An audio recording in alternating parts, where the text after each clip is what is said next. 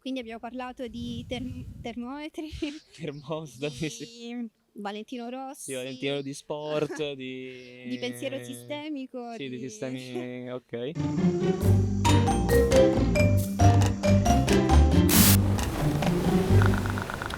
Ok, io sono Edoardo, vengo da Roma e ho 22 anni e studio economia alla Sapienza e niente, sono qua appunto per questa conferenza, questo progetto sulle innovazioni digitali legate alla sostenibilità dell'ambiente. Io sono Simona, sono un architetto e lavoro al Ministero dell'Ambiente e della Sicurezza Energetica a Roma.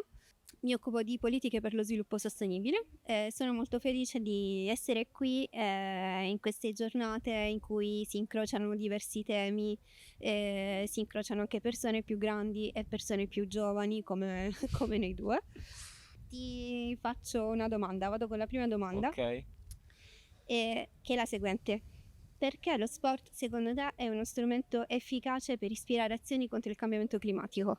Allora, innanzitutto io penso che lo sport sia una delle più grandi vie di comunicazione, vabbè, oltre per i motivi che sappiamo noi che almeno in Italia lo sport è seguito dalla maggior parte delle persone, ma basti pensare anche all'estero, ovunque nel mondo, semplicemente quando dico, mi chiedono da dove vengo, dico che sono La italiano. Roma.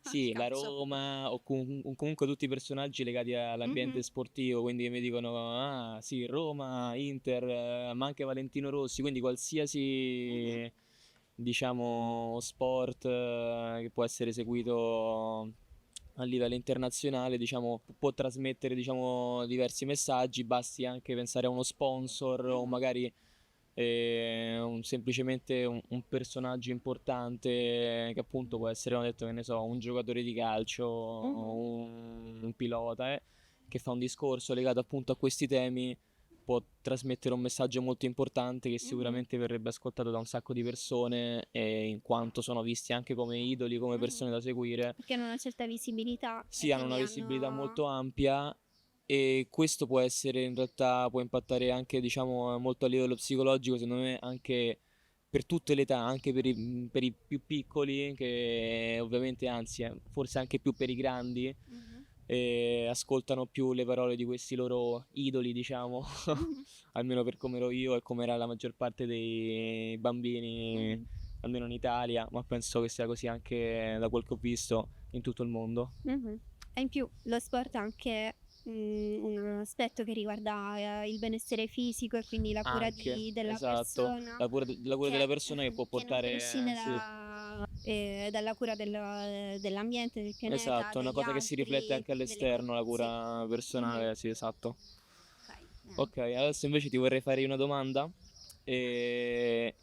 Quali settori tu pensi che possano essere come fare da perno, essere centrali quando si parla di decarbonizzazione o industrie rigenerative? Quali Mhm. settori?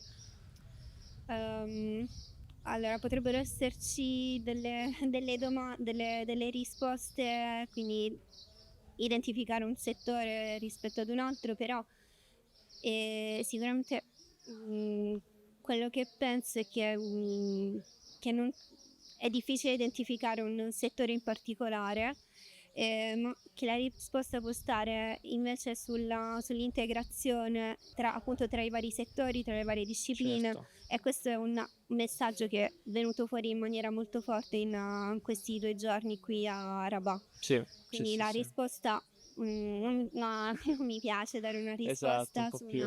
identificare un Sono settore in d'accordo. particolare, ma sicuramente guardare in maniera un po' più ampia alla sostenibilità, ai settori che contribuiscono alla sostenibilità. Esatto, pure io sono molto d'accordo con quello che hai detto. Seconda, vado io con un'altra domanda. Ok. Secondo te, quali innovazioni digitali pensi che possono avere maggior potenziale per accelerare la transizione verde? Allora, al giorno d'oggi abbiamo per fortuna la possibilità di, diciamo, usufruire di molti strumenti che possono portare alla riduzione del consumo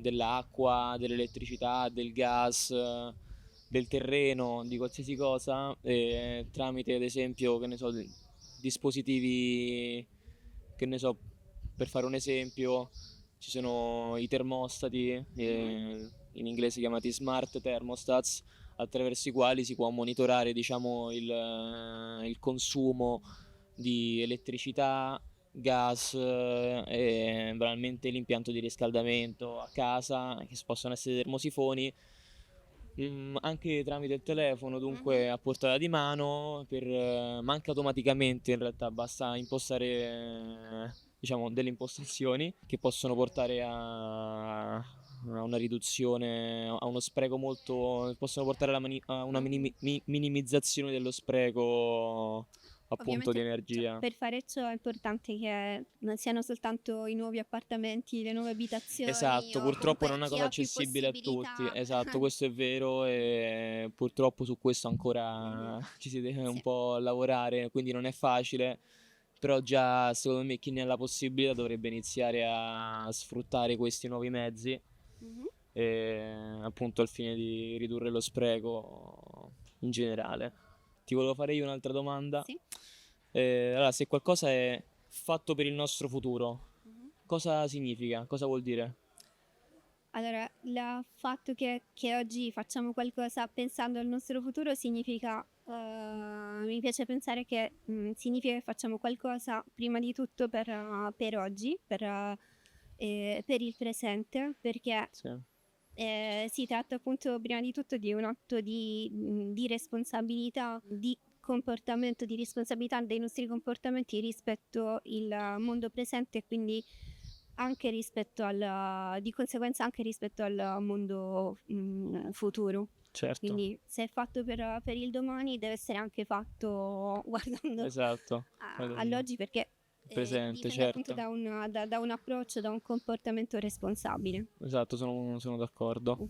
Bene. Ok. Quindi abbiamo parlato di termometri, Termostati, sì. di Valentino Sì, Valentino Rossi, di sport, di pensiero sistemico, sì, di sistemi, ok. un po' di tutto, quindi E sì, penso che infatti da questa intervista, diciamo, trarre le conclusioni che sono utili per lavorare insieme per il nostro futuro. sì. Quindi continuiamo a goderci la conferenza e a scoprire nuove cose per capire come lavorare meglio insieme. Perfetto, Grazie. grazie.